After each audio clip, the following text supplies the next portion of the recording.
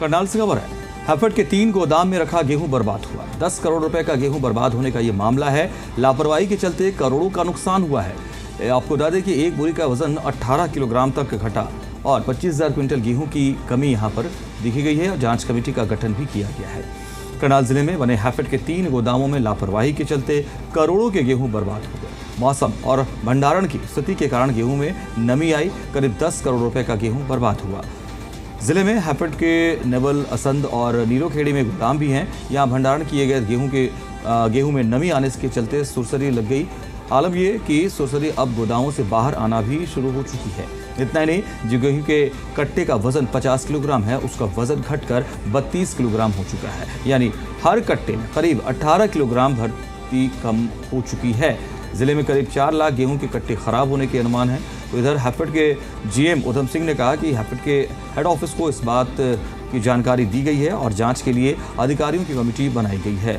बहरहाल गेहूं में नमी आने के चलते जिले में हैफेड के गोदामों में करीब 25,000 क्विंटल गेहूं की कमी होने की आशंका जाहिर की जा रही है। नियमों के मुताबिक रिकवरी रेट 3,900 रुपये प्रति क्विंटल है।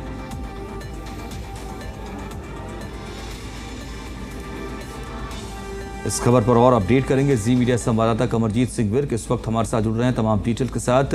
कमरजीत, जिस तरीके की लापरवाही की बात सामने आई है, कमेटी के गठन की बात आई है, क्या ओवरऑल स्थिति इस वक्त बन पा रही है? एक तरफ जाहिर सी बात है कि लापरवाही तो है और किसानों की चिंताएं भी बढ़ गई हैं। देखिए, अगर बात करें तो लगातार जब भी सीजन आता है, गेहूं का जहाँ धान का सीजन आता है, उससे पहले कोई ना कोई ऐसा कारनामा विभाग का सामने जरूर आ जाता है। और ये हैफेड का मामला है। हैफेड 3 गोदाम थे, अलग अलग नेवल था, संध था, नीसिंग था और उसके साथ अगर बात करें तो नीलोखेड़ी में गोदाम था और इसके साथ और भी कई परतें लगातार खुलती जा रही हैं। और भी जानकारी मिली कि और कई जगह पर भी जो हैफेड का गेहूं खराब हुआ है। और उसका दूसरी तरफ बात की जाए तो जो कट्टे थे उनमें जो कीड़े लगे हुए थे, सुसरी लगी हुई थी, पूरा तरह आटा बना हुआ था। विजुअल में देख सकते हैं कि कैसे सुसरी और कीड़े कैसे घूम रहे हैं। और उसके साथ अगर बात करें तो जैसे ही जी मीडिया की टीम वहां पर पहुंची तो वहां पर जो मजदूर काम कर रहे थे, जहाँ स्प्रे कर रहे थे, और मजदूरों को साफ तौर पर यही कहना था कि पिछले 2-3 महीने पहले हमें जो दवा थी, जो दवा का छिड़काव किया जाता है इसके ऊपर, चट्टों के ऊपर, गेहूं के ऊपर, वो नहीं मिली थी। इसकी वजह से सारी की सारी जो गेहूं खराब हुई है। और इसको लेकर